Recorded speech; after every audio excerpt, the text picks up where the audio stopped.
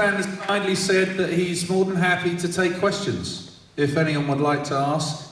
Can we have the house lights up, please? So that we can see. And listen, this is your one chance. If someone said to me, hey, you know, you can ask Stefan a question, I'd be jumping up. If you have a question, would you stand up, Hugh?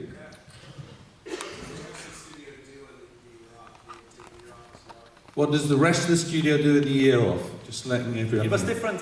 It was different for each year, and basically depending on the people who worked with me. On the first time around, it's a small studio. So the first time around, it was just me, a designer, and an intern. The intern and the designer opened their own studio, which was just the right time. The designer had been with me for 4 years. So it was basically the little kick into his behind that he needed to do that. Second time it was myself, 2 designers and an intern. The interns I had stopped anyway, so that took care of itself. And one of the designers went to MIT to teach and do a master's there. And he is back now, probably short time, but he's fantastic. And the other designer actually stayed in and did sort of like a low version of the studio, like just finished a couple of jobs up. And for him, this was a great learning period on how to run a studio. So he by now is opening his own studio. And I'm very, because we never grew, we had probably, not in the first year, but in the following years, always more jobs than we could possibly take on.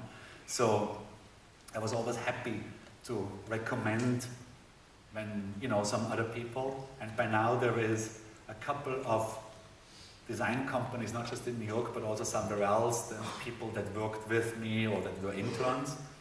And I used to work for a company called M & Company for Tibor Kalman that was fantastic at that. I mean, at one time, long after M & Company was defunct, it seemed there were 10 studios in New York that were ex-M & Company people. And I always thought it was such a nice or such a beautiful way to spread the message. So if that happens more often, I'd be very happy. Another question? I have a question, by the way. Sure. We have all come to see you and are, you know, very impressed. When you've done work for people, have you ever been overawed and very, very nervous? When I talk in front of people, you mean? No. Working for people, like new clients, Lou, or the Rolling Stones, people like that? Well, I've been, I think, overawed the couple of times that I first saw bands perform in rehearsal spaces, meaning proper bands, because I used to be in very, very, very, very, very terrible bands myself in Austria. And when when we started to do CD covers and I saw some of the bands that we did covers for in rehearsal spaces, I couldn't believe how much better they were than we are. I just, like, the gap between them and us, I would have never suspected. Or when I was in bands, I always thought, these guys just have better amplifiers. Otherwise we would be just as good as them. It's just that we don't have the money for the equipment. And that turned out not to be true, and I think it was one mistake that I didn't make again as a designer. I mean, we have fine equipment, but it really doesn't matter. Like, it's, yeah, I think the equipment or the tools that we work with, influence the work. Well, I have to be careful to say that. If I look at somebody like Carsten or Robert before, of course the tools that they work with, or specifically the tools that Carsten makes, are unbelievably important, and they allow him to do completely, totally different work than I would be able to do. But what I'm talking about is, it doesn't really matter if you have this electric guitar or that electric guitar. Yes, it made us a tiny little bit, but it's in the low percentage point. In the same way, it doesn't really matter if I have the newest MacBook Pro or 2 generations before. It doesn't really influence the quality of the work. Another question, stand up. So when you first planned your startup, was that quite close to when it was happening, or was it a couple of years beforehand? Because obviously, if you're planning your 7-year sabbatical, how did that influence anything? Was it like quite soon after? Yeah. So the question is, if there was a long period by the time I did the sabbatical, if there was a lot of planning beforehand, or if I knew beforehand. Yes, I did know beforehand. I think I knew at least 2 years beforehand. And I just put it into the diary, into the agenda. And I started to tell all my clients about it. For one thing, to let them know that this will happen for long-term jobs. And for the other thing, because I wanted to tell so many people that I couldn't chicken out of it last minute. And I do think that that's very important. What's important is the planning part, because if I wouldn't have put it into the diary, I would have, basically when that year came up, and I see it now, if the year, the next one is not going to come up that quickly, but if in 2 years from now I already have it blocked and it says sabbatical year. If a client comes and says, this is a 3-year project, and I look through the years, I already say, yeah, but we would have to figure it out that we can do it up to this stage until then, and then we'll do the rest. And it was always possible. And all the things, all the fears that I had, the major fear, of course, was we're going to be forgotten. I'm going to lose all my clients. I'm in New York, there's design studios, hundreds of them, and they're going to take over all our jobs and we will have to start from the beginning. And it just didn't happen. It just didn't happen. We were always completely fine. And I had that fear only in the first year. I didn't have any of those fears in the second year. And I've now just been back for 1 year. And for sure, from a financial point of view, this was the best year we've ever had, even though it's basically the only year that we've ever had that fell into recession. I missed the first recession year by being in Bali, but this one is it's in New York, many people feel it, but we really don't. And the reaction that I had feared so much from my client was, because the first sabbatical fell smack into the internet boom in the year 2000. So I just thought, this is somehow unprofessional, everybody is making shitloads of money and I'm closing the studio. And I thought that my clients would see it as unprofessional. And that didn't happen at all. My clients, by far the overwhelming emotion that was displayed was envy. Basically, everybody said, oh my God, I would love to do that too. Even the most corporate people that we had.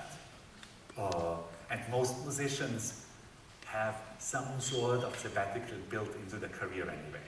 Actually, all the musicians, I think, that I know, have, they just don't call it that way, but it basically is, trial and error periods in between albums or in between tours.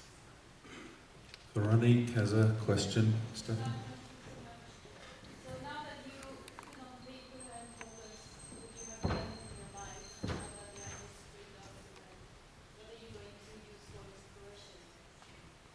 So the question is, what am I going to use for inspiration next? Well, I'd say 2 parts for the documentary film that we're starting. I think inspiration there is fairly easy to come by because I know so little about it. And it's really an area where there is lots of space to do new things. And I think I mentioned it before, but I'm also scared quite a bit of it because there are so many loose ends. things that always worked very, very well for me on the inspiration front were train trips. And I would expect it will work well for me in the future. But I don't get to have that many train trips in the United States. As you know, the system is pretty fucked.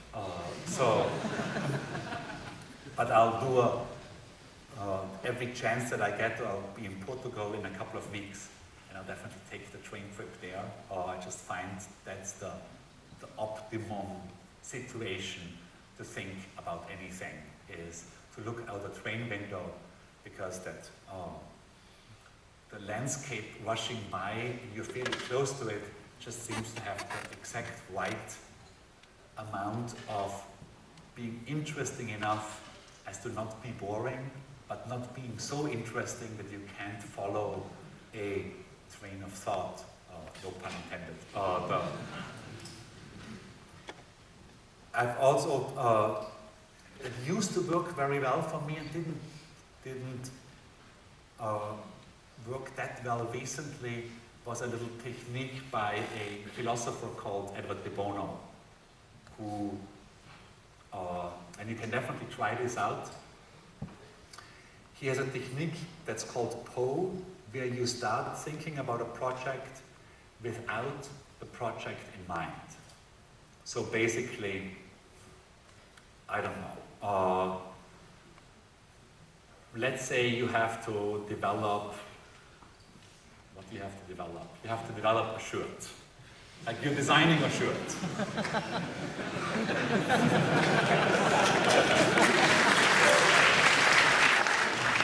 And so normally, if I would design a shirt, I would, go to men's stores, look at other shirts, look at the history of the shirt, and then probably design a shirt that's very similar to what John so proudly is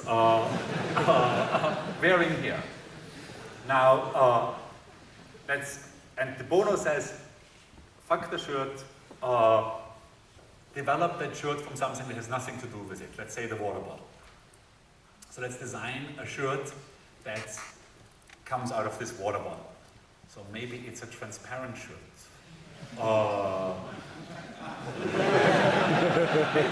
Maybe it's a shirt that's transparent just here and here.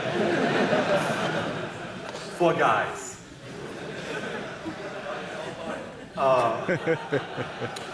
Already one sold. Before I even spoke the sentence, I've already sold the newly designed shirt. And likely at the end of it, the shirt will have nothing to do with the water bottle, but you force the brain to start thinking from a different point of view than where you wind up with. And de Bono says, and I'm sure he's right on that the brain is fantastic in thinking in repetitions. That's why I can take a swig of this water bottle while I'm talking to you without having to concentrate on the fact that my arm goes up, that I'm swallowing, because I've done it so many times before that it's an automatic thing. And this fantasticness of the brain in automatic thinking therein lies the difficulty to come up with new ideas, because if we want to force the brain into a new idea, it wants to think in a groove that it already has. Now, the deepest groove the brain likely has, is something that I have designed before. Hence, that image that I showed before, the perfume bottle is an die cut in a book, looking very similar to the book we done years earlier with the glass side in the book. And the second thing, if I don't want to repeat myself, the second thing is probably the brain wants to think in something that it has seen somewhere else. And it's quite difficult to get the brain out of that. And I thought that this idea to start thinking somewhere completely different really, really works. And we've done actually many projects with it, but not recent.